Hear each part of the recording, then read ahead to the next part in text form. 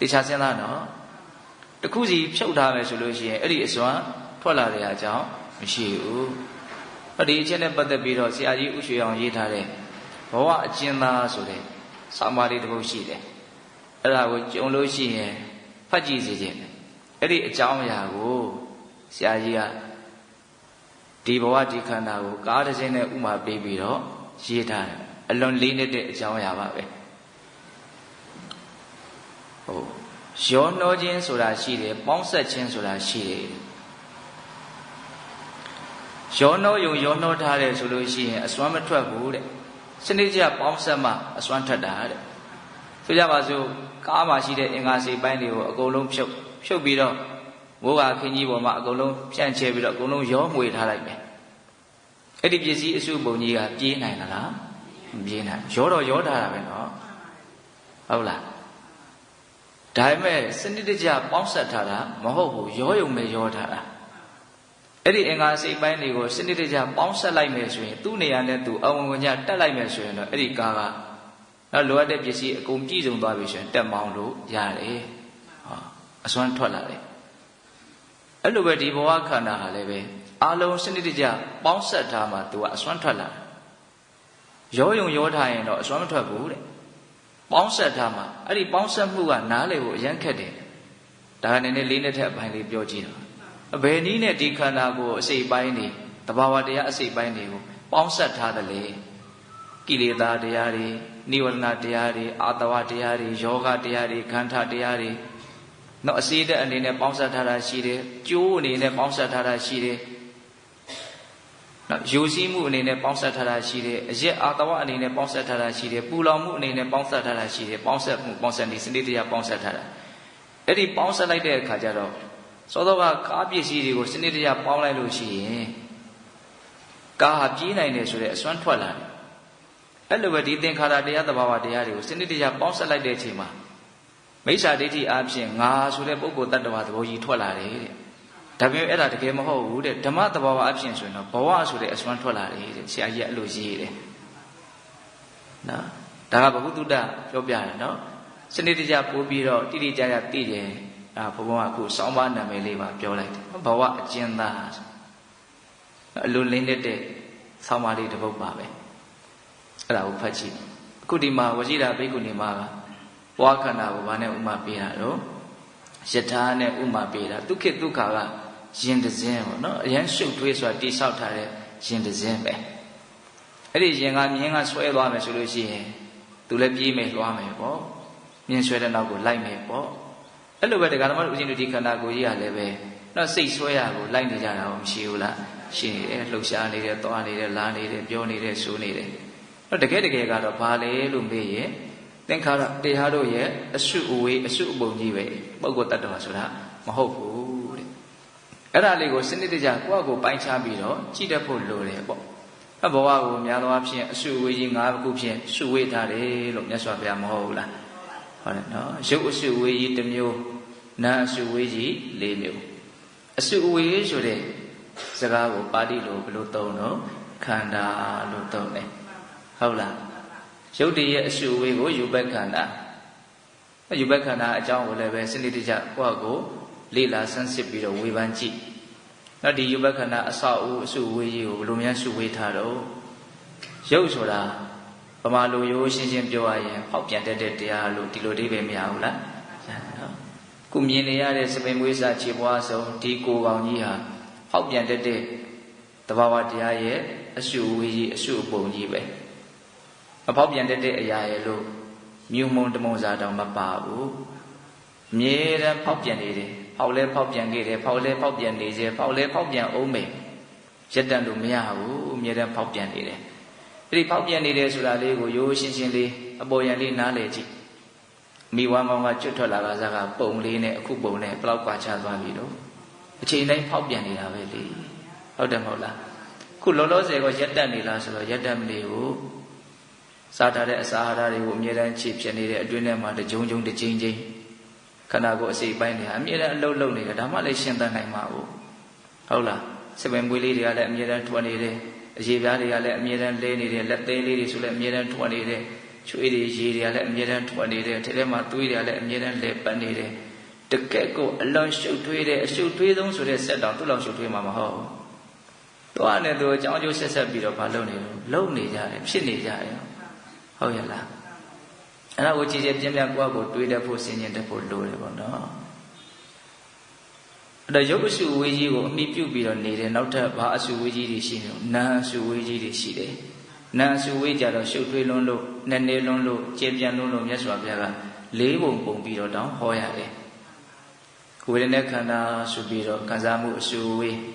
အလွန်နေကျပါလေခံစားမှုရဲ့တော့နေကျပုံလေးတော့ဆိုကြပါစို့ဓမဟင်စားတဲ့အခါမျိုးမှာအရာသာအမျိုးမျိုးတွေကွဲပြားနေတာကိုအကြောင်းပြုပြီးတော့ခံစားမှုအမျိုးမျိုးဖြစ်နေတယ်ချင်းတယ်ဆိုတာလေးတစ်ခုတည်းမှာတော့ဘလို့ချင်းတယ်ဘလို့အနံလေးနဲ့ရောပြီးတော့ချင်းတယ်လေးလေးလေးချင်းတယ်ပေါ့ပေါ့လေးချင်းတယ်နာမည်တက်လို့မရတော့အောင်ကိုပဲကျေပြန့်တယ်တချို့ဝေဒနာတွေတချို့ခံစားချက်တွေကိုနာမည်တက်ဖို့မလွယ်ဘူးဟုတ်တယ်မဟုတ်လားတဘာဝတရားကပြည့်ညက်တက်လို့မလွယ်တော့အောင်ကျေပြန့်တယ်နည်းနည်းတယ်ဟုတ်ရဲ့လားအရာသာလေးတစ်ခုကိုပဲစဉ်းစားမြင်တဲ့အခါမှာလည်းပဲဘလို့ရတာပေါ်လာတော့ဘာကိုမြင်တော့ဘလို့ရတာရှိတော့ပြောဖို့ခက်လိုက်တာဟုတ်ရဲ့လားဝေဒနာအဆောက်ကြီးလွန်းလို့ဝေဒနာကိုမြတ်စွာဘုရားကဘယ်လိုပြောတော့အဆူဝေးကြီးတစ်ခုလို့ဒီလိုပြောတယ်နောက်ထပ်ဘာအဆူဝေးရှိတော့တင်ညာမှတ်သားမှုအဆူဝေးဟုတ်လားမှတ်သားမှုအဆူဝေးအောင်မကြည့်ဘူးလားကြည့်ရနော်အများကြီးမှတ်ထားတာပဲလက်ဒီစောဘုရားကြီးကတော့လိမ္မာရာတက်ကျွမ်းတာတွေကအကုန်လုံးတင်ညာတွေကြီးပဲတဲ့ငယ်တွေကစပြီးတော့တင်ထားတာအဲ့ဒါတင်ညာတဲ့မုတ်ဆိုးကလည်းမုတ်ဆိုးလျောက်တန်ဃာလည်းတန်ဃာလျောက်သူကလည်းသူအကုန်လုံးတက်ကျွမ်းထားတာလိမ္မာထားတာတိထားတာနားလည်ထားတာအဲ့ဒါတွေအကုန်လုံးတင်ညာတွေကြီးပဲတဲ့ဟုတ်လားစဉ်းစားတော့အခုလည်းပဲလူတိုင်းအသေးသေးငယ်တွေကစမိဘတွေကကြီးလာလို့ရှိရင်ခက်ခက်ပင်ပန်းပန်းရှားပွေစားတတ်မှုမပြည့်အောင်ဆိုပြီးတော့နှီးမျိုးစုံနဲ့ပညာသင်ပေးထားတယ်အဲ့ဒီတက်ကျွမ်းမှုနားလည်မှုလေးတွေကိုအခြေခံပြီးတော့ရှားကြဖွေကြရတယ်လှုပ်ကြကိုင်ကြရတယ်ဘာတွေတော့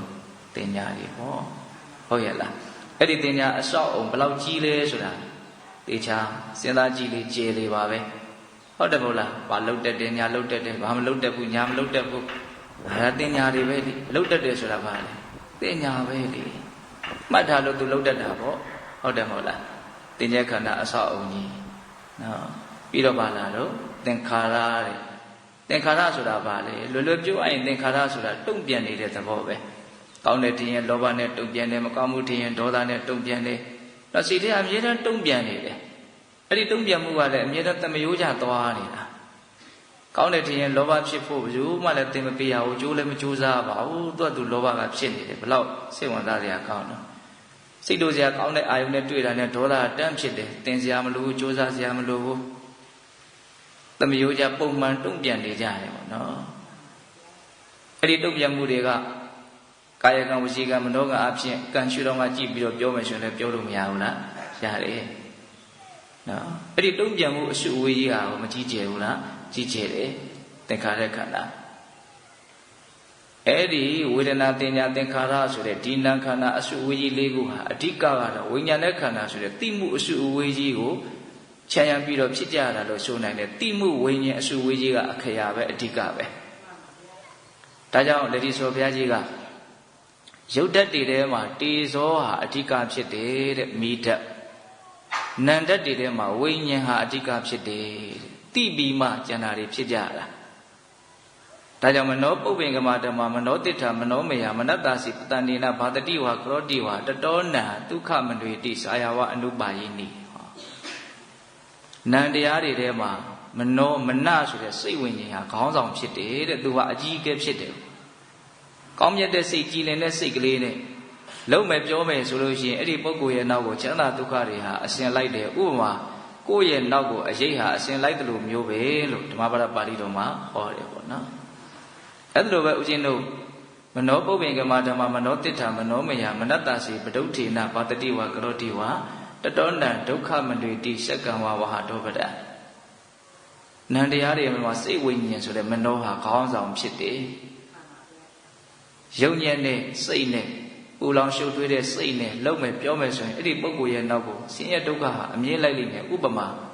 ဝန်ဆောင်နွားလားချီရရဲ့နောက်ကိုသူဆွဲထားတဲ့လှဲရဲ့လှဲဘိန်းညာကြီးကအစဉ်လိုက်နေသလိုပဲတဲ့ဒါကြောင့်နန္တရားတွေထဲမှာဘယ်သူကောင်းဆောင်လဲလို့မေးရင်ဝိညာဉ်တိမှုသူလည်းအလွန်ကြီးမားတဲ့အဆောက်အဦကြီးတစ်ခုလို့သုံးတယ်ဆိုတော့ကြီးကအကြောင်းအင်းတွေကိုသိတယ်သိပြီးမှခံစားကြတာမှတ်သားကြတာတုံ့ပြန်ကြတာနော်အတန်မျိုးစုံကိုသိတယ်အနတ်မျိုးစုံသိတယ်ရတာမျိုးစုံသိတယ်အတွေ့အထိမျိုးစုံသိတယ်အတွေ့အကြုံမျိုးစုံသိတယ်သိတယ်ဆိုတဲ့ဝိညာဉ်ကိုအကျဉ်းများဖြင့်ဘယ်နှမျိုးပိုင်းလို့6မျိုးပိုင်းတယ်ပေါ့နော်ဝိညာဏတ္တ6မျိုးလို့မှတ်သားထားကြတယ်ပေါ့နော်ဓာတ်18ပါးထဲမှာဝိညာဏတ္တ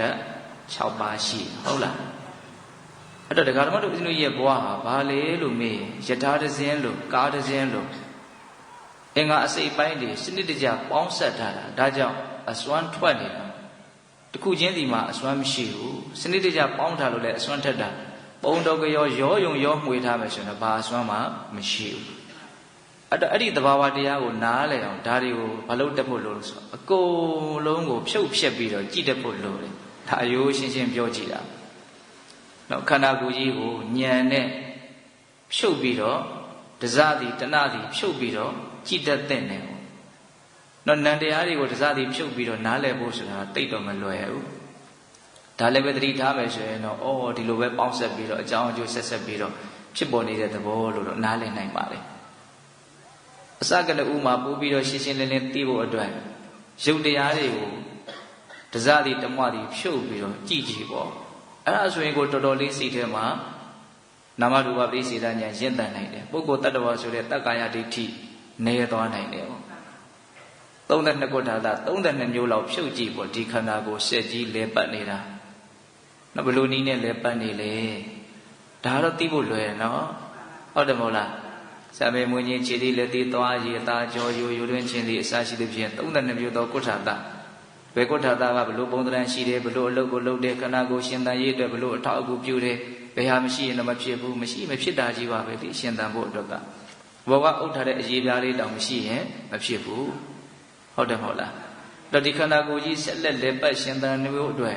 ဒီဆောက်ထားတဲ့ရုပ်ပိုင်းဆိုင်ရာအဆောက်အဦကိုဖြုတ်ဖြက်ပြီးတော့ကြည့်တတ်မယ်ဆိုရင်တော့အများကြီးဉာဏ်နဲ့ရင့်တန်လာတဲ့အကြောင်းမရှိဘူးလားရှိတယ်အဲ့ဒါဝစီရာဘိက္ခုနီမှာပါနော်ပုဂ္ဂိုလ်တ attva ဆိုတာထင်ရှားမရှိဘူးတဲ့တက်တက်သင်္ခါရတရားတို့ရဲ့အစုပုံကြီးဖြစ်တယ်ဥပမာအင်္ဂါရက်တွေစုနေလို့ယထာလို့ခေါ်ရတယ်လို့မျိုးနော်တဘာဝတရားတွေစုပေါင်းစုထားတာကိုပဲတ attva လို့သမုတ်ကြတယ်တဲ့ဧဝံခန္တီတုတန်တီတုဟောတိတတ္တောတိသမုတိဟောဧဝံခန္တီတုတန်တီတုခန္တီတုခန္ဓာဆိုတဲ့အသုံးနှုန်းလေးနဲ့ပြောတယ်နော်ခုတင်လေးပဲဘုံဘုံအဲ့ဒါကို5မျိုးပိုင်းပြီးတော့ပြောသွားတယ်ဟုတ်လားဒီခန္ဓာ5ပါးထင်ရှားဖြစ်နေတာကိုပဲတ attva လို့သမုတ်ကြတာပါတဲ့တကယ်တကယ်တ attva ဆိုတာထင်ရှားမရှိထင်ရှားရှိတာကဘာလဲတက်တက်သင်္ခါရတရားတို့ရဲ့အစုအပုံကြီးတာထင်ရှားရှိတယ်အဲ့ဒီအမှန်တရားကိုသိတာနဲ့မသိတာနဲ့လုံးဝမတူဘူးနော်အဲ့ဒီအမှန်တရားကိုသိခြင်းဟာတက္ကာယဒိဋ္ဌိကိုအများကြီးနေပါစေတယ်တက္ကာယဒိဋ္ဌိကိုနေပါအောင်အများကြီးကြိုးစားရတယ်ရောက်တယ်ရောဒါကြောင့်အဲ့ဒီအသိကိုခိုင်မြဲအောင်ကြိုးစားရမယ်အဲ့ဒါဆက်ပြီးတော့